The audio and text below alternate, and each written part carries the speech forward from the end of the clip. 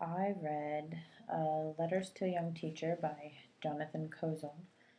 I wrote myself out a script, by the way, so sorry if I don't do so well. But I kind of went into reading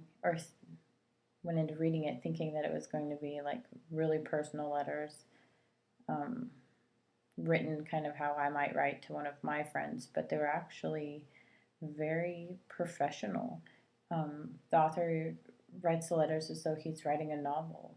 He uses very beautiful language and great imagery words. Like you can, when he speaks about observing the ladies' class, you can picture the kids just jumping around or sitting on the carpet watching her in the rocking chair.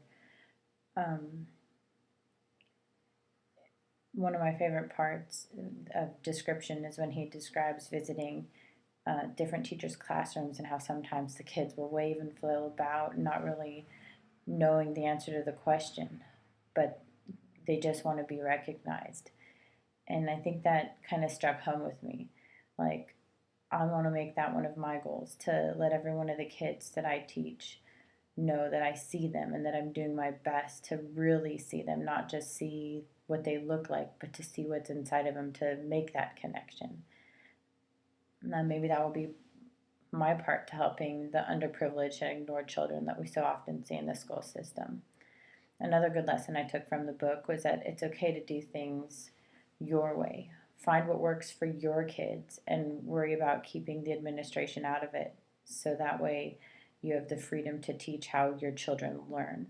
I think when he describes telling his kids that if you want me to do this, then you have to do this for me, I think that's a good idea. You behave in the hallway so we don't draw the principal's attention. And then he could teach them in a way that they liked and enjoyed inside of the classroom. I thought that was a very good idea.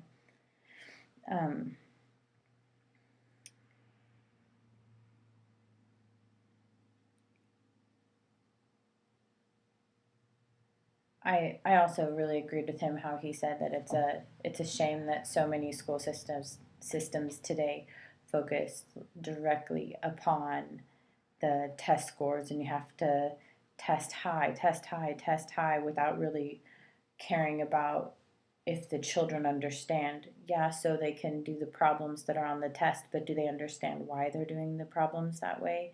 And I think from my experience with Math 140 and reading this book, that it really does help to understand why you're doing it, not just say, no, no, no, this is how it's done, don't ask questions, just do it because. I think it's important to really teach the kids the underlying concepts of everything so that they have an understanding of it, not just so that they know how to do it.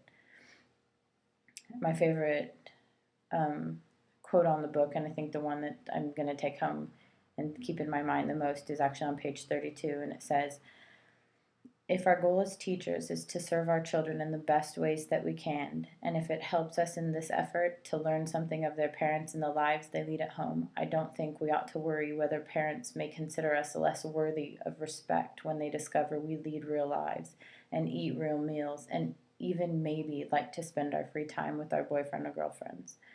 This is a perfect example to me of how I want to teach. I want to do what's necessary. Home visits,